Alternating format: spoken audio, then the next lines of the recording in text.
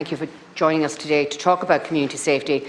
We're here today to talk about what is one of the most under-acknowledged crises in the nation, the crisis of law and order. For many Irish people across the country, the feeling is that policing is virtually non-existent, criminality is allowed to run free, and that justice for victims is a distant ideal for regular people. At the core of this issue is the critical understaffing of An Garda Síochána. Many communities across Ireland now find themselves with virtually no Garda presence, particularly smaller rural communities. Even in Dublin, the force is stretched thin, trying to deal with the rising levels of offences, with many stories of Gardaí taking over an hour to respond to incidents of violent assault.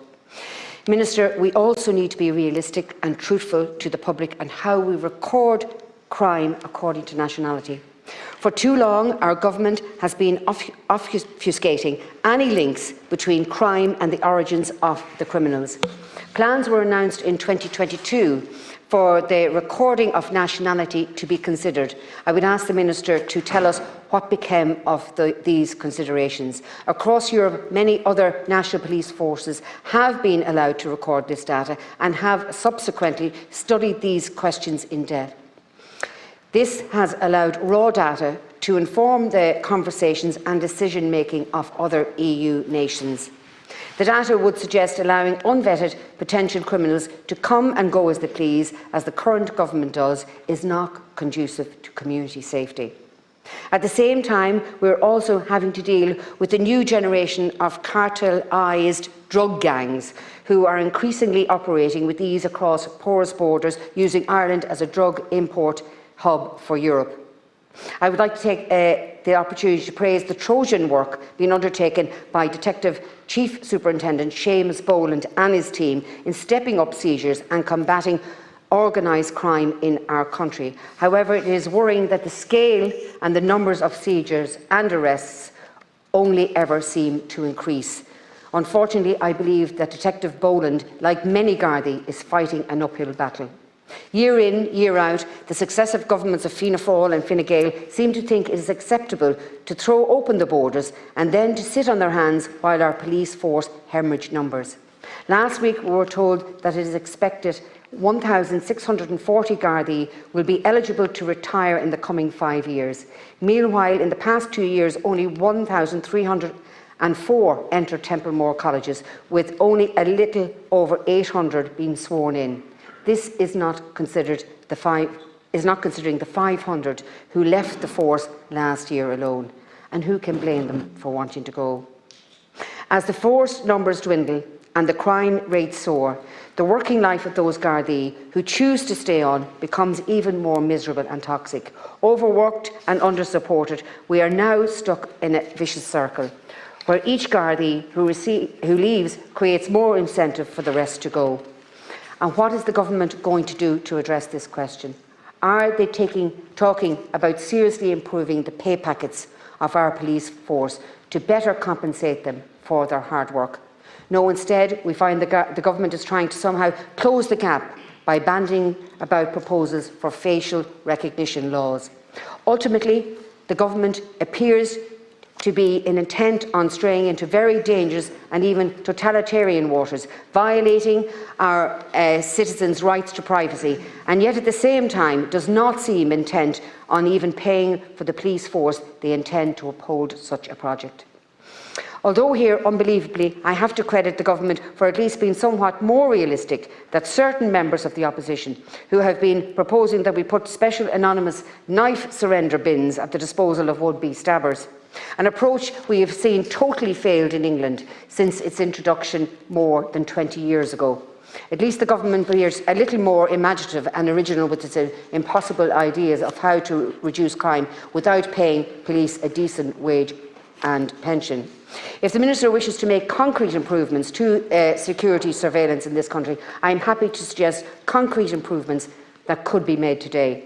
For example, improving surveillance by having the data controllers permit the usage of number plate recognition in the CCTV systems currently available in many towns and cities nationwide, instead of solely using number plate recognition software to dole out speeding tickets on the motorways or taking money off people in high-end car parks.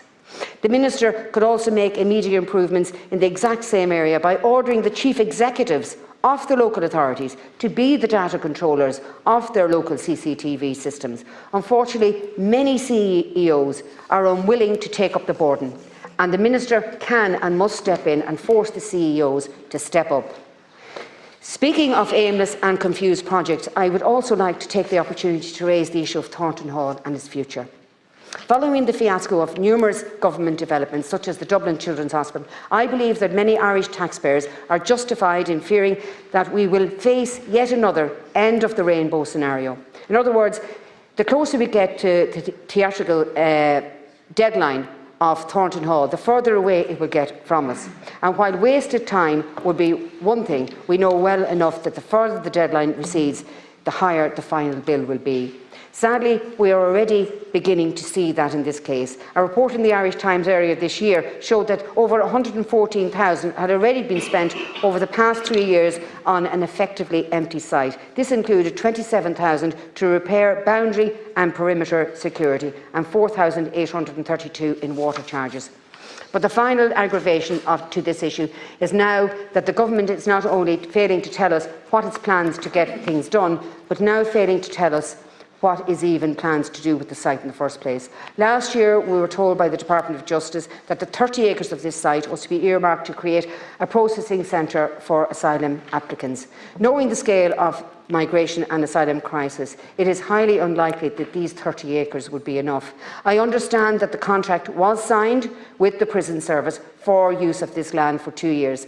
The contract was also signed in May 2024 by the Department of Children and Integration, with the provider of on-site services and facilities for these international protection applicants. I have no doubt this contract is still in place, despite plans on this site getting sidetracked. So, Minister, maybe you might look into that waste of money as well. Additionally, we're also facing a crisis of overcrowding in our own prisons, and sadly it looks like the new prison will need every acre we can get. Just today, the Irish Independent reported that over 300 prisoners are without beds, with some commentators believing that over 500 are sleeping on mattresses and floors. The issue has been so bad for so long that as far back as May last year, we had the Irish Prison Service going into talks with the Defence Forces to reopen the old military prison in the Curragh.